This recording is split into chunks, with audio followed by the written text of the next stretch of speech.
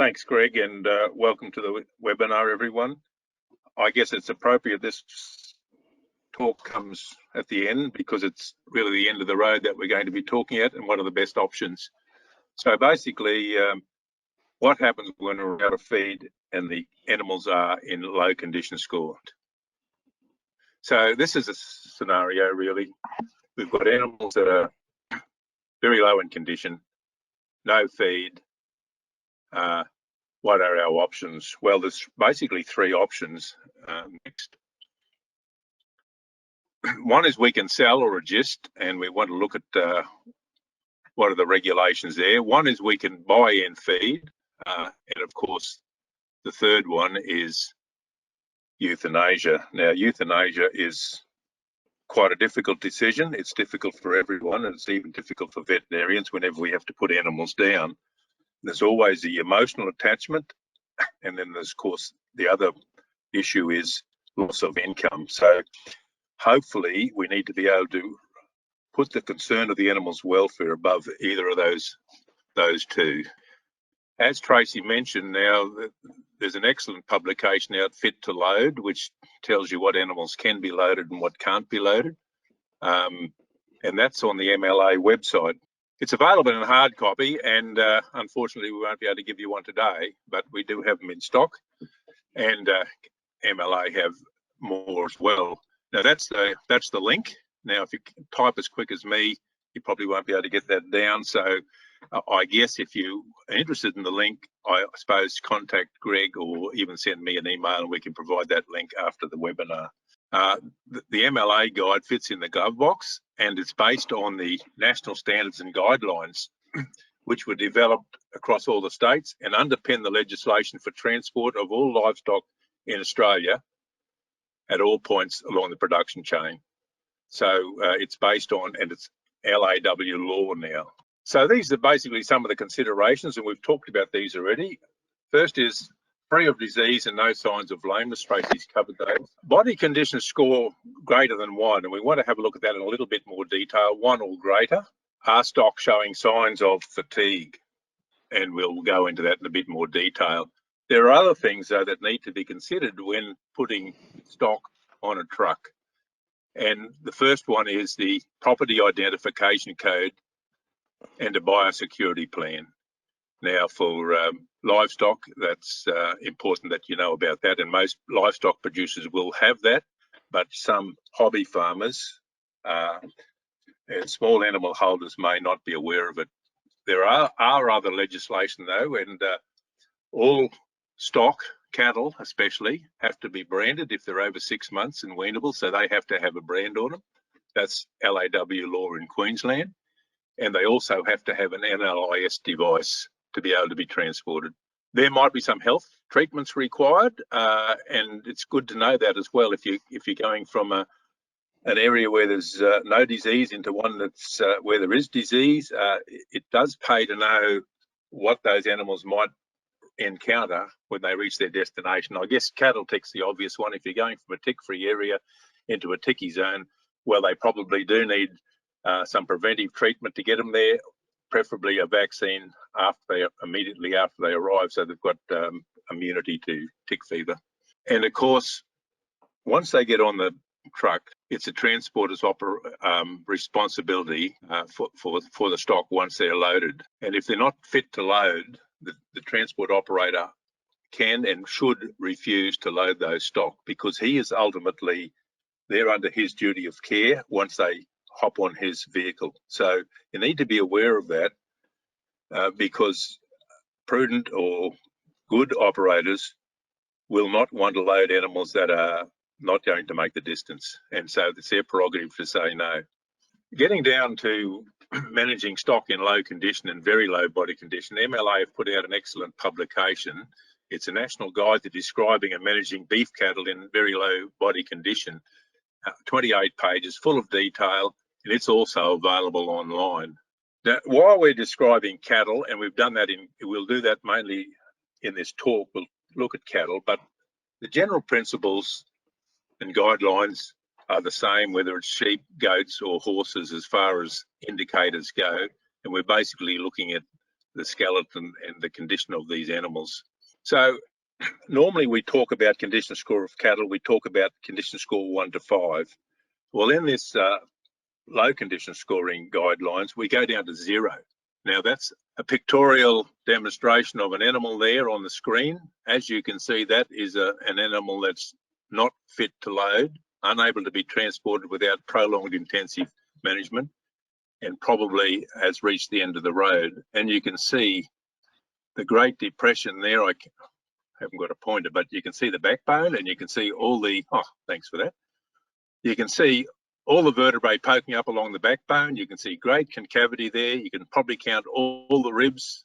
At the back there, you can see the groove, wasting of the leg muscles, the brisket, the dewlap, even the stifle stands out. These are very, very poor condition animals. Now this is, unfortunately, she's so weak she can't even stand up or get up, but that's an animal in condition score 0. And these should be a no-brainer as far as what's the best option for those. This one's got submandibular edema, that's swelling under the jaw as well as being unable to rise. Now this is body condition score. These shouldn't be transported either without feeding. Get them strong first, and it's all about being strong enough to be able to get on the truck and be able to make the journey. So they might require feeding, and they'll certainly require rest according to the prescriptions along the transport guidelines. So you can still basically see all the ribs, but they're nowhere near as poor in condition as that first one in condition score 0.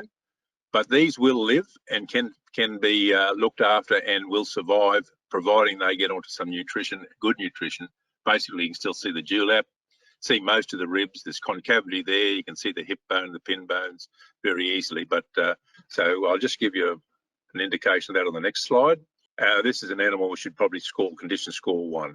Now, that animal did survive, and she's probably going well. I drive past her quite regularly. But they can survive. So when we're talking about indicators of fatigue, now these are the things that'll help you over and above your visual assessment. If they're fatigued, they're not going to be able to be transported. They'll have an open mouth and they'll be panting and salivating. They'll have their head dropped. Muscles will be deprived of glycogen, so they'll be weak and won't be able to keep their head up. They can be trembling and even shaking a little bit in the hind legs especially, but also in the shoulders. When they walk, they'll walk like they've just been down to the pub. No flight zone response. So you'll be able to walk into their flight zone and they probably won't even get out of the road or avoid your behaviour. And certainly when it comes to keeping up with the mob, they probably won't do that as either. And there'll be little response when you try to hunt them along or make a bit of a noise. They probably won't respond very well to clapping of the hands. No following behaviour, as I've just mentioned. Probably won't be chewing their cud. They'll have fairly bright yellow urine. That's probably a sign of the dehydration. As they dehydrate, their urine gets darker. Some will be down and won't get up, and others won't even be game to get down because they know they can't get up. The breath rate could be higher than 40 breaths per minute.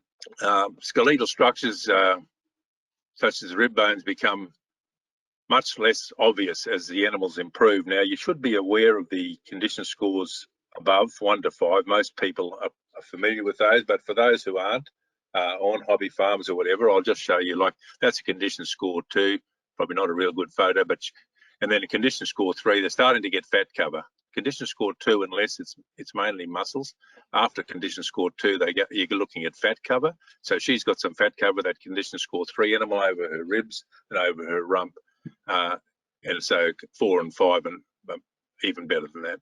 Now, stock in body condition score less than 2 are of no value for slaughter. So if you can find a sale for them, and probably there are sales around now, especially through the store sales, condition score 2 animals can be sold. But for those trying to sell them to abattoirs really don't want those animals in condition score 2, less than 2, because they're probably no value. And if you're not familiar with a grid, now Tees or JBS or Harvey Beef or whoever you supply your meat to, they will can provide you with a grid. Now have a look at that grid, and you can see animals that are dressed 180 kg plus. This is a dressed weight. Well, I've got 160 there, but okay, 160 will do too.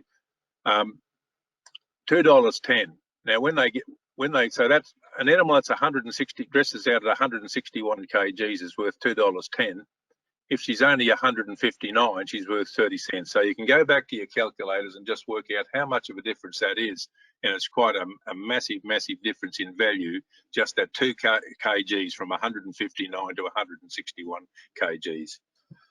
So you can see why the abattoirs don't take them. Second option we looked at was cost of feed. Now, Roger's probably covered this very well, so I'll just run over it very quickly. But the general rule of thumb is that a beast will eat about 2% of body weight on a dry matter basis. That is when all the moisture is taken out. So, for instance, if you've got a 300 kg animal, it would require, at 2%, would require 6 kilograms of feed on a dry matter basis. And if that feed, which it was about $600 a tonne, that's 60 cents a kg, that is costing you $3.60 per day. Whatever that is a week, if your maths is good, $25 a week. It's quite expensive. And of course, if that animal's lactating or heavily pregnant, she'll eat nearly twice as much as that a day. That's just to maintain. Now, there's a very good little tool that came out of a New South Wales Ag Department handout once, so I've copied that in. And you can, depending on the energy density of the feed, whether it's a stubble hay, which is probably, we talk about megajoules of energy, so that's around about 6 megajoules of energy. If it's good hay, it could be 8 or 9.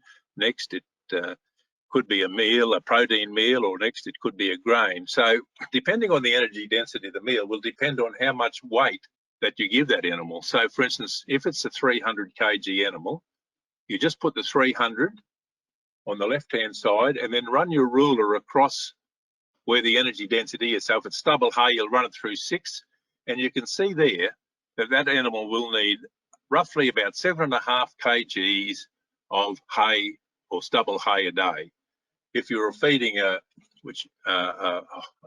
more like a grain, which is around about 11 megajoules, that animal would only need 4 kgs. Of course, if you're feeding grain, there are rules. Roger talked about those. You can't go straight onto grain. You have to have a bit of roughage there and make sure that they get slowly introduced to grain. Otherwise, it causes digestive upsets in their rumen. Now, if rain falls tomorrow, and it did, what are the consequences of that? Well, firstly, it won't rain grass. And if there's no stubble on the ground at all, that paddock probably will need at least 6 weeks, maybe more, of a rest.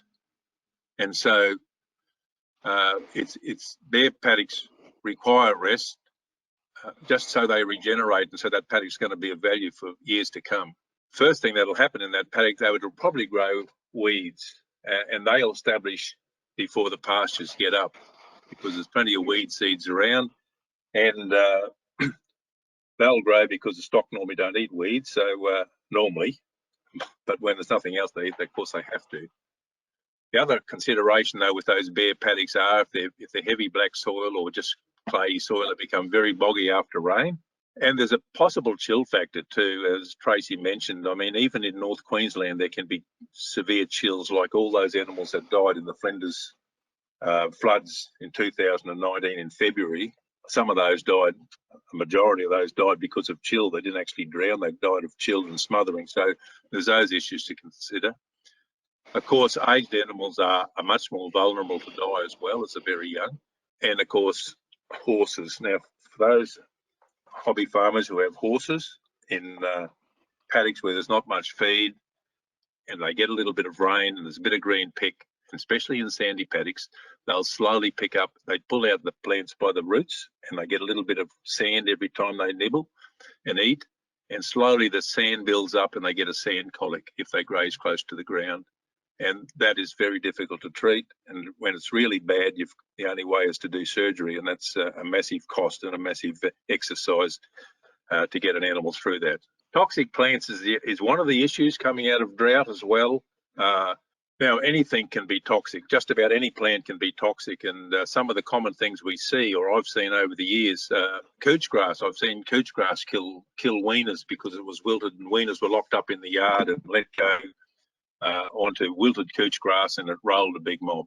Button grass is very nutritious, but can cause nitrate poisoning, and so you'll see that button grass around troughs in yards. Very nutritious feed, but can be highly toxic. You just need to be aware of these. Oat crops, oat can be toxic as well, nitrate toxicity. And lucerne, of course, we all know about lucerne and green lucerne and bloat, and cause sudden death. And of course, forage sorghums can be cyanide poisoning as well. So they're the common plants that are probably mostly eaten, or a lot of them can be eaten normal times, but at certain conditions and certain times they can be toxic. It's just good to be aware of those.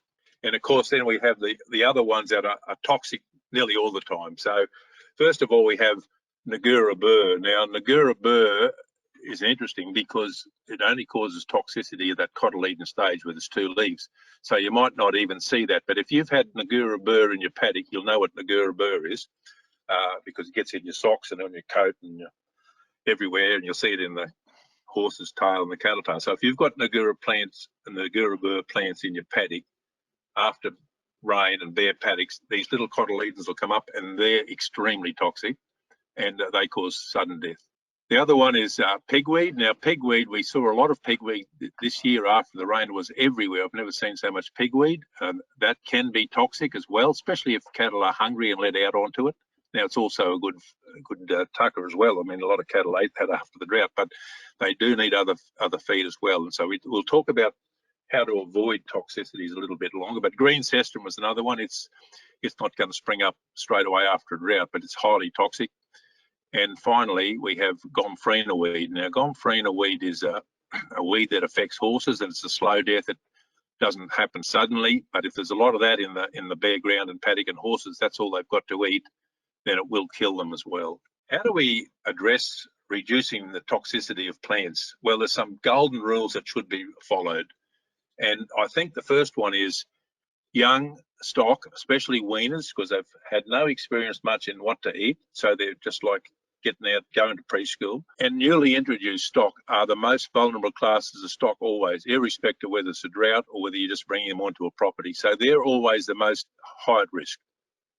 So how do you avoid that? Well, ensure stock have good feed and good quality grass hay before letting them out of the yards. Don't let hungry stock out of the yards into suspect paddocks. It's a recipe for disaster. If you have got good paddock with plenty of feed in and some toxic plants, well, slowly introduce them.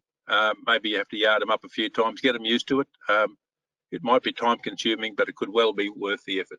And knowing the conditions also, if you've got toxic plants, knowing which conditions they are and when they're most toxic, and when they're not toxic, because not all plants are toxic all the time. So it's good to understand what you have in the paddock and to manage accordingly. Next, fencing off high-risk areas. So, for instance, if you've got a lot of mothers and millions, sometimes the best advice is to fence those areas off altogether. I've seen mothers and millions poisoning even on green oats crops where they're looking for fibre, so they go looking for something to eat along the fence line and find mothers and millions, and you've got plenty of feed and you've got dead cattle. So all sorts of tricks to learn. Now, the other one is goats, not goats, Barber's poleworm and parasites. Goats are particularly susceptible in the summer rainfall areas to Barber's poleworm, homunculus, and it's a summer rainfall parasite. And you have to realise or appreciate that most of your problems with parasites are on the pastures. So 95% of the worm burden is on the pastures. So, and then there are worms in the animal as well, but the contamination is at the pasture because they pass the eggs out through the dung. The eggs hatch into larvae. And of course, when there's only a little bit of green pasture there, all these larvae concentrate on the pastures, and then the goat and the sheep come along and eat those. So it's a mixture of high stocking rates and contaminated pastures, which will cause you the most problems. And I guess the biggest risk factor here is probably the goats and the sheep, whereas cattle are not quite so important as far as homunculus go. Cattle can get them as well, of course, but they do get an immunity. but goats, adult goats and adult sheep do not get immunity to Barber's poleworm. Finally, euthanasia. Now, this is a difficult one, difficult topic to talk about, but sometimes euthanasia is the only option available, especially when those animals are in condition score 0. They're not fit to transport, they can't be treated, and you know your budget, whether you can afford to feed them. And we had a brief look at the cost of feeding, but if it's a larger animal like a horse or a cow, to feed them, just keep them alive, could be $20 or $30 a week. And you must realise also it's not lawful or humane to allow animals to starve to death. That is an offence under the Animal Cruelty Act. So the decision to euthanize is hard, but it's often, once it's made, it's the best and kindest. The hardest thing is to make the decision. After that, yeah, put your mind into neutral and do the right thing by the animal. Now, there's different methods. Most have got a gun license. Euthanasia with the gun is very humane and very quick. And for cattle, you take a line, put the diagonals in between the horn and the eyes as shown on that diagram there, and shoot right in the middle when the animal's facing you. And the same applies for the sheep. The preferred option for sheep and goats is the pole method. But yeah, so just be aware of people around you when you're using the gun and all the necessary things you need to observe when you're with your gun registration. But shooting is very cheap and very, very quick. And I guess if you need more assistance, if you've got a pet horse and you don't want to shoot him, contact your local vet. There's also DAF biosecurity officers, and there's also DAF extension officers that can give you plenty of advice on feeding. And there's probably other forms of assistance available as well on the website or whatever. And that's it. Thanks, Greg.